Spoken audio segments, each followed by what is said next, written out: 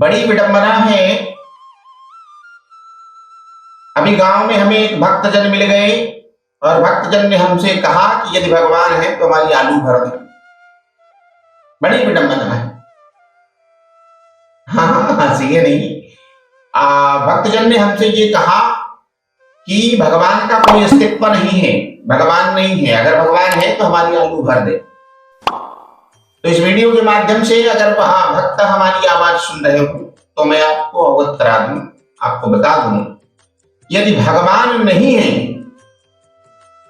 तो आपकी आलू कैसे है पहले ये तय करिए। आपकी आलू तभी हरी है जब भगवान है, ईश्वर है, तभी आपकी आलू हरी है। और जिस दिन नाराज हो जाएगा उस दिन आपकी आलू सूख जाएगी। कई सारे भक्त, कई सारे विशिष्ट पुरुष, कई सारे विशिष्ट महिलाएं यह समझती हैं कि सब होनी अनहोनी में कारण हम हैं, सबसे विशिष्ट हमारी लीला है, हम करेंगे तो होगा। देखो, हम आपको बता दें कि ईश्वर नहीं है तो आप भी नहीं रहोगे। ईश्वर, यह स्वर तभी चल रहा है जब ईश्वर है, और ईश्वर नहीं है तो आप नहीं हैं। इसका सबसे बड़ा प्रमाण यह है प्रकृति में होने वाले बदलाव। अर्थात जो भक्तजन ने हमसे यह कहा कि यदि भगवान है तो हमारी आलू भर दे। आलू मतलब बटाटा, मतलब जाकर के उसमें पानी लगा दें भगवान। भक्तजन ने हमसे ये कहा। ऐसे ऐसे भी नास्तिक पड़े हुए। अच्छा, सबसे पहले सूचना हम आपको यह दे दें कि ऐसे भक्तजन अगर आपको मिले तो ऐसे भक्तजनों के स्पर्श में, सानिध्य में बिल्कुल भी ना आए, क्योंकि ऐसे भक्तों के सानिध्य और स्पर्श में आने से आपकी छवि खराब होगी। छवि खराब का तात्पर्य यह है, जैसे आपने ऐसे भक्तों का चरण स्पर्श किया तो आप उनके अंदर की जो निगेटिविटी है, उनके अंदर की जो नेगेटिव ऊर्जा है, उनके अंदर की जो नेगेटिव ऊर्जा है वो आप में समाहित हो जाएगी। आपके भी विचार वैसे बनने लगेंगे। तात्पर्य, आप निगेटिव मतलब नास्तिक महिला पुरुषों के संपर्क में ना रहें, जो इस प्रकार के तथाकथित वर्णन करते रहते हैं कि भगवान का कोई अस्तित्व नहीं है, हम ही सब करते हैं, हम करेंगे तो आलू में पानी जाएगा। ये तो तय है। इसमें आपका स्वार्थ है कि आपको आलू खानी है, आपको आलू खानी है तो आलू आपको भरना पड़ेगा। आप नहीं भरोगे तो आलू सूख जाएगी। यह आपके विषय है, आपके मन के विषय है। ईश्वर का कोई विषय नहीं है इसमें। परंतु ईश्वर का सबसे बड़ा चमत्कार यह है कि आपने अगर उसमें पानी दिया तो एक आलू के बजाय 4 आलू कौन देता है, यह एक कारण है। सबसे बड़ी और गुण बात यह है कि आलू 4 किसने किया, आप इस पर विवेचन करिए। जैसे आपने प्रकृति में बदलाव उत्पन्न होता है तो महीने 4 महीने बाद आप फसल बोते हैं। जैसे आपने गेहूं बो दी, एक दाना का बीज आप बोते हैं, आपको सैकड़ों, हजारों, लाखों दाने प्राप्त होते हैं। सबसे बड़ा चमत्कार यह है, अगर ईश्वर नहीं है तो 1000 दाने करता कौन है, मुझे वो बताओ। वीडियो के माध्यम से अगर वो श्रद्धालु भक्त हमारी बात सुन रहे हो तो ये विशेष रूप से आप सोचें। हम आपको ताने नहीं दे रहे हैं, हम आपको समझाने का प्रयास कर रहे हैं। बहरहाल आपको कोई समझा नहीं सकता। इस संसार में ज्ञानी मूढ़ न कोई भी संसार में मूर्ख नहीं है, सब ज्ञानी है अपने अपने। सब अपने आप को कहते हैं कि मैं नहीं करूंगा तो होगा कैसे, मैं नहीं करूंगा तो ये कैसे पूरा होगा, मैं नहीं करूंगा तो ये बनेगा कैसे। अरे तुम नहीं करोगे तो तुम्हारा और कोई करेगा, और कोई नहीं करेगा तो कोई न कोई ईश्वर के माध्यम से पहुंच जाएगा। फिर ईश्वर की बात आती है। तो ईश्वर ही है जो इस पूरे सृष्टि को चलाता है। अगर ईश्वर नहीं है तो सूर्य निकलता कैसे है, अगर सूर्य निकलता नहीं है तो डूबता कैसे है। बात समझ रहे हमारे, दिन और रात में परिवर्तन कर दो। अगर ईश्वर नहीं है तो भैया हमारे, जो आप ये कह रहे हो कि ईश्वर हो तो हमारा पानी भर दे, आप ये सोचो कि ईश्वर है तभी आप हो।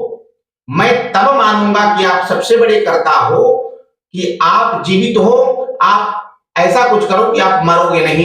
अब मर जाते हो तो जाते कहां नहीं, जाते कहां हो आप? तो मेरे कहने का तात्पर्य यह है कि ईश्वर है तभी आप मरते हो, तभी आप जीते हो। नया और पुराना ये लगा रहता है।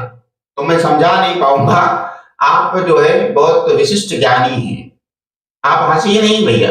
मेरे कहने का तात्पर्य यह है कि ईश्वर है तभी ये सारे कारण बनते हैं। विशेष कारण यह है, जैसे मान लीजिए कोई पुरुष ये कहता है कि भाई मैं नहीं करूंगा तो नहीं मिलेगा, तो कर्म किसके लिए करते हो? कर्म किसके लिए करते हो? कर्म आप अपने लिए करते हो या ईश्वर के लिए करते हो? ईश्वर का काम है एक नए जीव की रचना करना। अगर उसका पालन पोषण आप स्वयं नहीं करोगे, आपके माता पिता नहीं करेंगे, आपके सगे संबंधी नहीं करेंगे, तो आपका ये शरीर खराब हो जाए, सूख कर कांटा हो जाओगे। इस प्रकृति ने, इस जगत जननी ने, इस धरा ने, इस परमात्मा ने आपको इतना शरीर, इतना सुंदर शरीर, पंच तत्व से बना शरीर, चित जल पाव गण शरीरा, ऐसे शरीर को भगवान ने प्रदान किया है और आप कहते हो कि ईश्वर हो तो हमारा आलू भर दे। बहुत बृहद बात है ये। मेरे कहने का तात्पर्य यह है कि ऐसे उल्टे सीधे और अनाप शनाप भक्तों के पास बिल्कुल बैठना नहीं चाहिए। इनका शरण भी स्पर्श करना महापाप है। अगर वो भक्तजन सुन रहे होंगे तो मुझे कोई डर नहीं है, मुझे कोई भय नहीं है कि आप मुझे कुछ कर दोगे या मुझे कुछ कह दोगे। ईश्वर की खिलाफत बोलने वाला, ईश्वर के खिलाफत जाने वाला, जो राम का नहीं वो किसी काम का नहीं। मेरे कहने का मतलब यह है कि परमात्मा से जुड़े रहो और अच्छे विचार रखो। अच्छे विचारों की संगत में अगर आप रहोगे तो अच्छे विचार उत्पन्न होंगे। विषय है कि ईश्वर है तभी हम उंगली दिखा रहे हैं आपको, तभी हम देख पा रहे हैं, तभी आप जिंदा हो, तभी आपकी जिह्वा चल रही। कहते हैं सरस्वती है तभी आवाज है। हम कहते हैं कर्ता आप हो भैया, आलू भरने वाले हैं। लेकिन ठीक है, जो गूंगा है उसको बना दो, बोलने वाला बना दो, क्यों नहीं बना देते? लेकिन आज भी इस धरा भूधरा पर ऐसे संत महंत, ऐसे ईश्वर को जानने वाले हैं जो मूक बधिर को बोलना और सुनना, सब कुछ कानों से श्रवण करना भी बता देते हैं, जना देते हैं कि ये सुन सकता है। जो नहीं बोल सकता है, जो एकदम गूंगा है, वह बोलने लगता है। ईश्वर की सत्ता इतनी श्रेष्ठ है कि संत किसी मंत्र पर अभ्यास करके उसे सिद्ध कर लेते हैं और सिद्ध करके जब वह उस मंत्र का प्रवाह करते हैं, कहते हैं कि महीने भर आप यहाँ आओ, हनुमान जी के चरणों में प्रार्थना करो, मैं इस मंत्र से जल को अवंतित करके आपको फूंक मारूंगा, तो यह चमत्कार हो जाता है। और ऐसा कई बार हुआ है, ठीक है। और महोदय, यदि आप हमारे आलू भरने वाले महोदय ये सुन रहे हो तो आप हमसे निपट लेना। और दूसरी बात यह है कि आपको अगर जरा सी भी कसर रह जाए कि परमात्मा है या नहीं है, तो हमारे परम पूज्यपाद सद्गुरु गुरुदेव भगवान श्री पंडोखर सरकार के पास चले आना।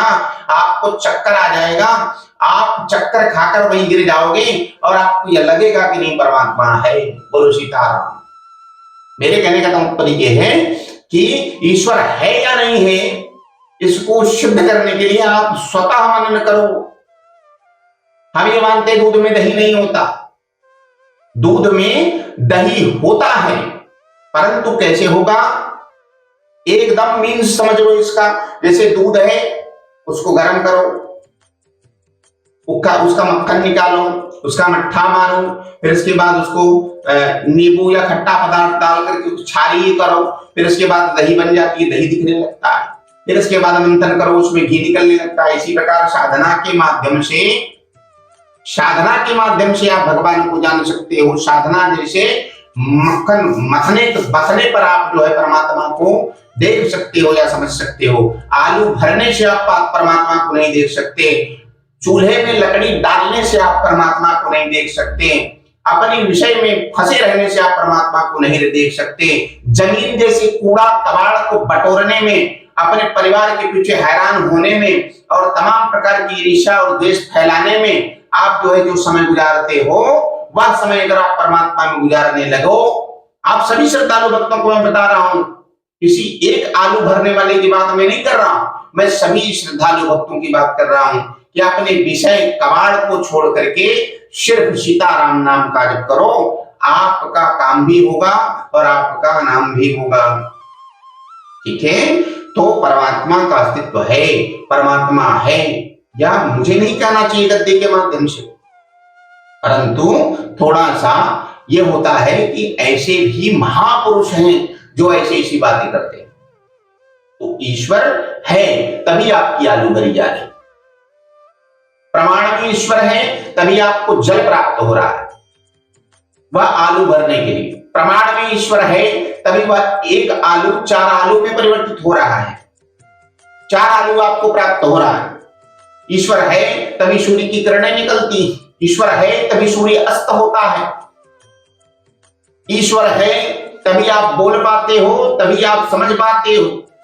जो सीधा साधा व्यक्ति बोल रहा है और सीधा और सज्जन है तभी वह पागल हो जाता है, ईश्वर है तभी वह इस प्रकार की व्यर्थ बातें करते करते पागल हो जाता है। सीताराम बोलो। तो मेरे कहने का तात्पर्य है कि ईश्वर है, यह बहुत बड़ी सत्ता है, परमात्मा ही सबसे बड़ा तत्व है। तो परमात्मा को प्राप्त करने के लिए दूध की भांति गर्म होना पड़ेगा। जब आप दूध की भांति गर्म हो गए तो परमात्मा की प्राप्ति निश्चित है श्रद्धालु भक्तों, इसमें संशय नहीं। इसी के साथ अब चलते हैं दरबार की ओर, अपनी वाणी को देते हैं विराम। जय श्री राम।